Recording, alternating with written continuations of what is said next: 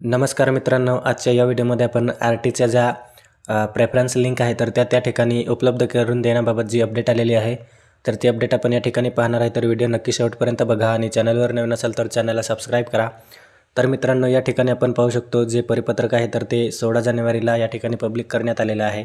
आणि ज्या स्पर्धा परीक्षा असतात पूर्व प्रशिक्षणासाठी 2025-26 साठी तर त्यांच्यासाठी आर-टी मार्फत जे एक्झाम झालेले होतं तर त्यांचे या ठिकाणी आपण पाहू शकतो MPSC गट ब व क आणि त्यानंतर SSC असेल, पोलीस भरती असेल, मिलिटरी असेल, IBPS, रेल्वे, LIC तर अशा वेगवेगळ्या ज्या स्पर्धा परीक्षा आहेत तर त्यांचे पूर्व प्रशिक्षण आहे.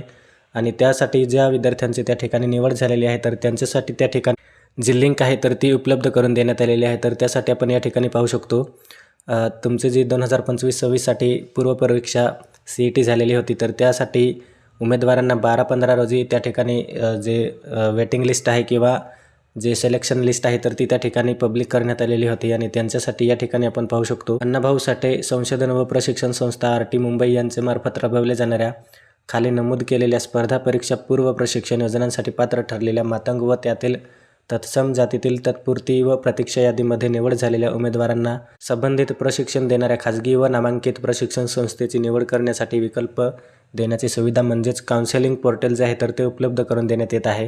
तर आपण कुठे जे प्रेफरन्स आहे तर ते देऊ शकतो. तर या ठिकाणी आपण पाहू शकतो काउन्सेलिंग पोर्टल लिंक आपल्याला या ठिकाणी दिलेली आहे.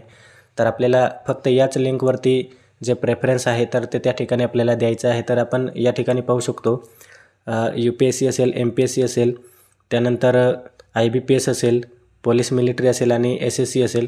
तर ह्या प्रकारच्या ज्या स्पर्धा परीक्षा आहेत तर त्यांच्यात जे विद्यार्थी त्या ठिकाणी सिलेक्शन झालेलं आहे तर त्यांच्यासाठी त्या ठिकाणी जी प्रेफरन्स लिंक आहे तर ती त्या ठिकाणी उपलब्ध करून देण्यात आलेली आहे.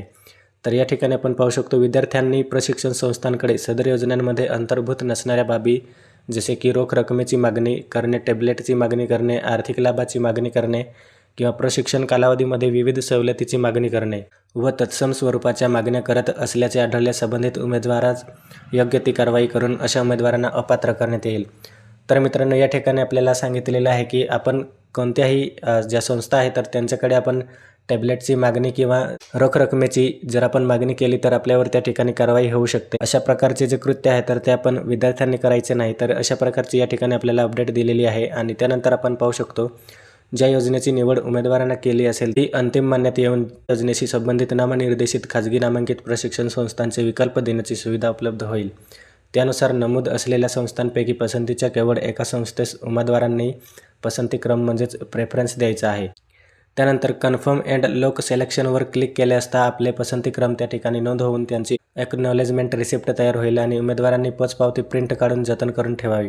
ती जी एक्नॉलेजमेंट पावती असणार आहे तर ती आपल्याला त्या ठिकाणी व्यवस्थित ठेवायची आहे, जेणेकरून आपल्याला आपले जे डॉक्युमेंट व्हेरिफिकेशन वगैरे असणार आहे तर तेव्हा ते आपल्याला जी रिसिप्ट आहे तर ती त्या ठिकाणी लागणार आहे. तर अशा प्रकारची जी अपडेट आहे तर ती आर-टी थ्रू देण्यात आलेली आहे.